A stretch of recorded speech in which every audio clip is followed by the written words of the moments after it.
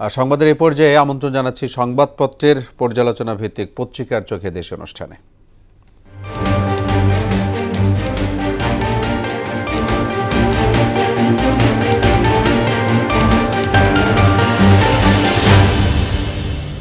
অনুষ্ঠানে আজকের অতিথি মোহনা টেলিভিশনের যুগ্ম বার্তা সম্পাদক নাসির উদ্দিন। নাসির উদ্দিন, স্বাগত স্টুডিওতে। ধন্যবাদ আপনাকে। আমরা শিরোনাম পড়ে এসে তারপর আপনার সাথে আলোচনায় যাব। আমরা দেখে নেব দেশের শীর্ষ দৈনিকগুলোর প্রধান প্রধান শিরোনাম। শুরুতেই পড়ছি প্রথম আলোর শিরোনাম। তার আজকে শিরোনাম করেছে গণ অভ্যুত্থানে আহতদের বিক্ষোভ, সড়ক অবরোধ। এক নতুন সভ্যতার জন্ম দেবে ৩-০ ধারণা। দৈনিক ইত্তেফাক, তত্ত্বাবধায়ক সরকার বাতিল করে গণতন্ত্রের কবর রচনা করা হয়েছে। পঞ্চদশ সংশোধনী বাতিলের শুনানিতে অ্যাটর্নি জেনারেল। জিরো কার্বন ভিত্তিক জীবনধারার আহ্বান প্রধান উপদেষ্টার।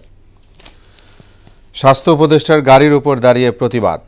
ব্যাংকের আমানত তুলে সরকারকে ঋণ, এরকম শিরোনাম ছিল সমকালে। রয়েছে বাংলাদেশ প্রতিদিন, চতুর্মুখী চাপে সরকার, উপদেষ্টা হতে চান অনেকেই, প্রশাসনে খোঁজা হচ্ছে আমাদের লোক, সরকার চাইলে মুহূর্তেই মাঠ ছাড়বে সেনাবাহিনী, প্রধান উপদেষ্টা জিরো কার্বন ভিত্তিক জীবনধারা চান। যুগান্তরের শিরোনাম দেখে নিব, স্বাস্থ্য উপদেষ্টা তোপের মুখে পদত্যাগ দাবি, পঙ্গু হাসপাতালে আহতদের বিক্ষোভ অবরোধ। বিপর্যয় থেকে পৃথিবী রক্ষায় নতুন জীবনধারা জরুরি, বিশ্ব জলবায়ু সম্মেলনের ভাষণে ডক্টর ইউনূস। বণিক বার্তা, হারানো অর্থনৈতিক ও প্রাতিষ্ঠানিক শক্তি পুনর্গঠন করছে জামাতে ইসলামী। পৃথিবী সুরক্ষায় জিরো কার্বন ভিত্তিক জীবনধারার আহ্বান প্রধান উপদেষ্টার।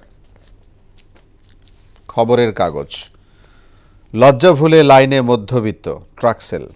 বিশেষায়িত 2 ইউনিট তদন্তের দায়িত্বে, কাদেরের আশকারায় বেপরোয়া ছিলেন বদি। COP29 সম্মেলনে ডক্টর ইউনূস বলেছেন জিরো কার্বন ভিত্তিক জীবন গড়ুন। The daily star, pace of reforms will determine time for polls, says Professor Yunus in interview with AFP. The injured take to the secrets July uprising. শিরোনামগুলো দেখে নিলাম। আপনি জানেন যে বাকুতে আছে COP29 সম্মেলনে আমাদের প্রধান উপদেষ্টা প্রফেসর ডক্টর মোহাম্মদ ইউনূস। তিনি একটি কথা বলেছেন যে ৩-০ ধারণা ধরিত্রীকে বাঁচানোর জন্য।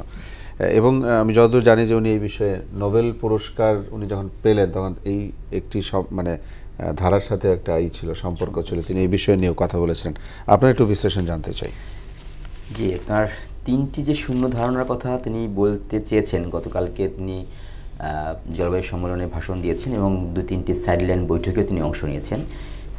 সাইডলাইন ছাড়াও অন্য যে তার যে মূল ভাষণ, সেখানে তিনি 3টি শূন্য ধারণা, প্রথমটি হচ্ছে শূন্য বর্জ্য, শূন্য কার্বন এবং শূন্য জীবাশ্ম জ্বালানি, এই 3টি ধারণা। এবং তিনি বোঝাতে চেয়েছেন যে এই 3টি শূন্য ধারণাকে যদি আমরা এস্টাবলিশ করতে পারি এবং সেটা যদি মানুষ অভ্যস্ত হয়ে ওঠে এই 3টি ধারণার সঙ্গে, তাহলে নতুন এক জীবনধারা তৈরি হবে। এবং তিনি সেটিরই আহ্বান জানিয়েছেন, নতুন জীবনধারা। কারণ তিনি, আপনি যেটা বলছিলেন যে নোবেল পুরস্কার পাওয়ার সময় তার একটা ধারণার সঙ্গে সম্পর্কিত ছিল এবং তিনি দীর্ঘদিন যেভাবে কাজ করেছেন তাতে করে পৃথিবীকে বাঁচাতে তিনি এই 3টি ধারণার বিকল্প আসলেও নেই। তার বক্তব্য ছাড়াও আমরা যদি দেখি যে পরিমাণে কার্বন নিঃসরণ করা হচ্ছে, জলবায়ু পরিবর্তনের যে ধকল বাংলাদেশ সহ পুরো বিশ্বেই এখন আমরা দেখতে পাচ্ছি। বাংলাদেশের ঋতু নিয়েও যদি আপনাকে বলি, ঋতুর তো এখন কোনো ধরনের যে আগের সাথে সেই মিল নাই, পুরো বিশ্বেই এক ধরনের সেরকমই ব্যবস্থা। তো সেই হিসেব করলে তার এই শূন্য কার্বন না হওয়া পর্যন্ত পৃথিবীর যে তাপমাত্রা বৃদ্ধির যে হার, সেই তাপমাত্রা বৃদ্ধির হার বাড়তে থাকলে আরও, তখন তিনি যে আতঙ্ক থেকে কথাটা বলছেন যে পৃথিবীকে বাঁচাতে হলে, ধরিত্রীকে বাঁচাতে হলে 3টি শূন্য কার্বন শূন্যকে অবশ্যই মানুষের জীবনধারার সঙ্গে মিলাতে হবে, আনতে হবে, সেই অনুযায়ী কাজ করতে হবে। কারণ আপনি দেখেন, আপনি যেটি বলছিলেন যে ঋতুর কথা, আমি যদি বলি আজকে নভেম্বরের 14 তারিখ, আপনি ঠিক 5 বছর আগে যদি যাই, খুব বেশি দিন আগের দরকার নেই, 5 বছর আগের 14 নভেম্বর আর আজকের 14 নভেম্বর আপনি আবহাওয়ার যে পার্থক্য খুব ভালো করে বোঝা যায়। আপনি যে কাউকে কোশ্চেন করলে বোঝা যায় যে নভেম্বর মাস চলছে। ইভেন আপনি গ্রামের যদি কোনো মহিলাকে জিজ্ঞেস করেন, বলবে যে এখন তো কার্তিক মাস, কার্তিক মাসে যে শীত, সেই শীত তো কোনোভাবেই নাই।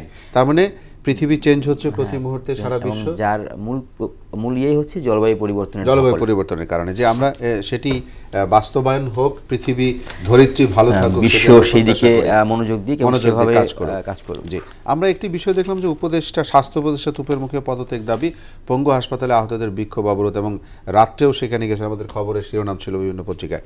এখানে একটু মানে ঝামেলাটা আসলে কি, যেমন কেউ কেউ বলছে আহত যাদের উপর দাঁড়িয়ে আজকে স্বাধীনতা, তাদের খোঁজ খবর নিচ্ছে না, ব্যাপারটা কি ঠিক বা কি মনে করেন? একেবারে সব ক্ষেত্রেই যে খোঁজখবর নিচ্ছে না বিষয়টা তেমনও না, কারণ জুলাই স্মৃতি ফাউন্ডেশন গঠন করা হয়েছে, সেখানে আহতদের পরিবারকে, স্বজনদেরকে সহযোগিতা করা হচ্ছে। তবে সেটা যে যতটা আকাঙ্ক্ষিত ছিল সেই আকাঙ্ক্ষা পূরণে নিশ্চয়ই এখনও সফলতা হয়নি। এবং আমরা দেখছিলাম যে গতকাল কিন্তু প্রায় দুপুর থেকে রাত পর্যন্ত এই একটি ঘটনা ছিল বেশ আলোচনা এবং উত্তাল ছিল বলা যায়। পঙ্গু হাসপাতালের সামনের যে সড়কটি, স্বাস্থ্য উপদেষ্টা তিনি প্রথমে তোপের মুখে পড়লেন সকালবেলায় ভিতরে তিনি দেখতে গিয়ে, এরপরে সেই শিক্ষার্থী আহতরা পরে আবার রাস্তায় এসে অবরোধ করলো।